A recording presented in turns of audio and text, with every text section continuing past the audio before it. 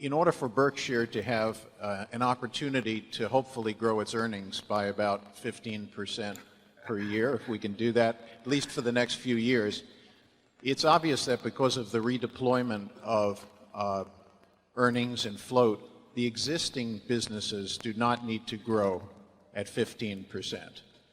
At what rate would you expect the existing businesses to grow to achieve an aggregate rate close to what I'm describing? And what do you think the probability is of achieving that? Yeah. Well, I think the probability of us achieving 15% growth in earnings over an extended period of years is so close to zero, it's not worth calculating.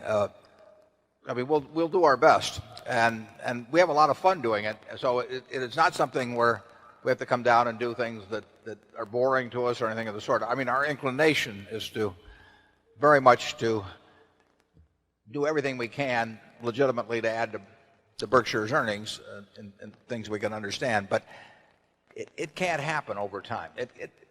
We will have years when we do it, and you're quite correct in pointing out we don't need to do it from the present businesses. We will add things all the time, any more than we needed to do it from the current business back in 1965 with the textile business. I mean, we have to improvise as we go along, and we will.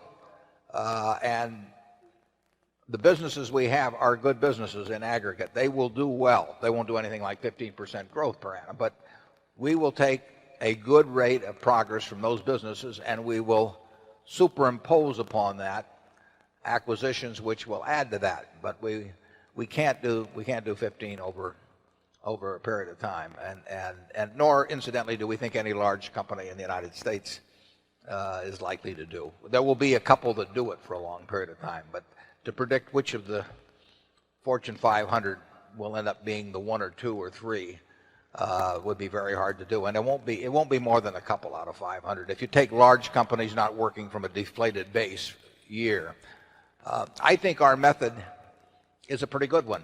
I mean, I think the idea of having a group of good businesses that throw off cash in aggregate in a big way, that themselves grow, that are run by terrific people, and then adding on to those, sometimes at a slow rate, but every now and then at a good clip, more businesses of the same kind, and not increasing the outstanding shares.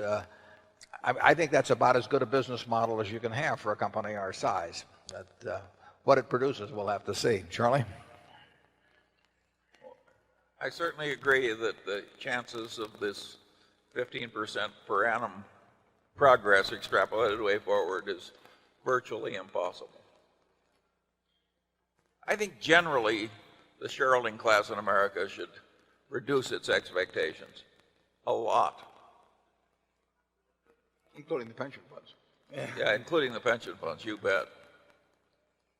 It's stupid the way people are extrapolating the past. Not slightly stupid, massively stupid.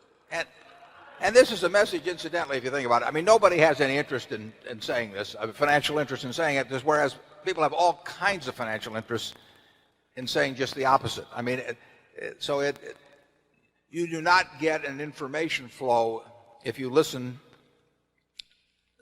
to the financial world or read the financial press. You do not get an information flow that is balanced in any way in terms of looking at the problem, because the money is in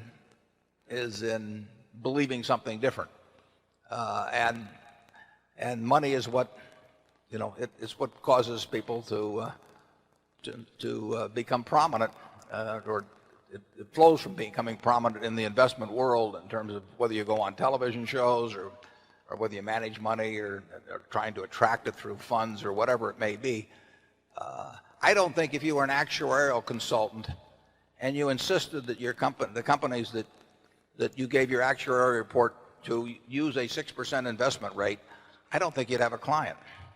So it's almost impossible for the advisors, in effect, in my view, to be intellectually honest on it. Don't you think so, Charlie? Yeah, there is a very smart investment advisor in my town, and he said that years ago some risk arbitrage firm would tell his clients, we know how to make 15% per annum year in and year out. And he said, Years ago, everybody said that's impossible. He says now in this climate, they say, so what? Who's interested in a lousy 15%? And it was easier in the earlier climate, Yes. obviously, because the money hadn't been attracted into it. Generally speaking, there's more felicity to be gained from reducing expectations than in any other way. It is simply crazy for this group to have very high expectations. Moderate expectations will do fine for all of us.